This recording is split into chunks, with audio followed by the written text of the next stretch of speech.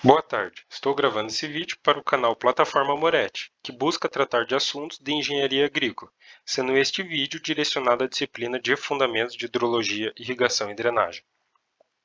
Meu nome é Jonas Oliveira de Carvalho, atualmente estou no 7º período de Agronomia, onde já realizei alguns estágios voluntários e conduzi pesquisa de iniciação científica.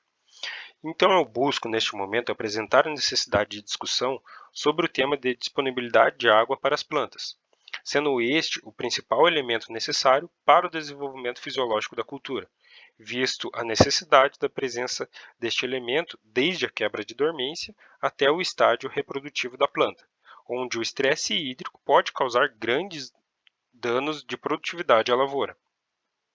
Para realizar uma análise correta sobre tal problemática, se faz necessária a apresentação de algumas definições anteriores para embasar a discussão, sendo elas a capacidade de campo e o ponto de murcha permanente, onde a primeira pode ser definida como as condições hídricas em que a drenagem é considerada desprezível, e por sua vez, o ponto de murcha permanente foi definido por alguns teóricos como o ponto de murcha irrecuperável das folhas, na qual, mesmo exposta a um ambiente com vapor de água por 12 horas, não é notada nenhuma recuperação, podendo.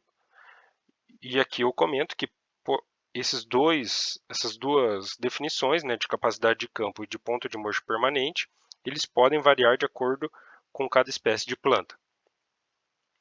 Aqui trago também algumas diferentes definições de disponibilidade de água para as plantas, onde nos anos 30 foi definido que a água é disponível igualmente no solo se a umidade estiver entre os limites de capacidade de campo e de ponto de murcha permanente, afetando negativamente apenas nos casos em que se ultrapassa esses limites. Nos anos 50, descobriram então algumas evidências que afirmavam que não seria necessário ultrapassar o ponto de murcha permanente para afetar o desenvolvimento saudável das plantas. O simples fato da redução da umidade do solo já diminuía a disponibilidade de água no solo para as plantas. E por sua vez, Ritema ele procurou e fundamentou a teoria que atualmente é a mais aceita pela comunidade científica, onde ele definiu que entre a capacidade de campo e o ponto de murcha permanente existe um ponto crítico, onde a capacidade de campo e o ponto de murcha e esse ponto crítico, a planta possui um bom desenvolvimento devido à água disponível. Por sua vez, entre o ponto crítico e o ponto de murcha permanente, ocorre um decréscimo do aproveitamento de água, capaz de afetar a lavoura antes mesmo de atingir o ponto de murcha permanente. Uma consideração a ser feita é que poucos experimentos foram conduzidos com a finalidade de provar essas teorias, podendo colocar em dúvida as conclusões obtidas pelos pesquisadores. Aqui, então, eu posso apresentar a vocês um gráfico sobre essas definições de disponibilidade de água para as plantas, né? Ali onde na curva A a gente observa aquela definição dos anos 30, na curva B a definição apresentada nos anos 50 e na curva C a definição apresentada por Ritema, né? Onde ali a gente observa um ponto crítico que seria da cultura. Aqui também eu apresento o solo como reservatório de água, indicando as 4 faixas de conteúdo de água e seus limites, né? Onde ali essas 4 faixas são as faixas de solo muito úmido, solo seco e solo muito seco.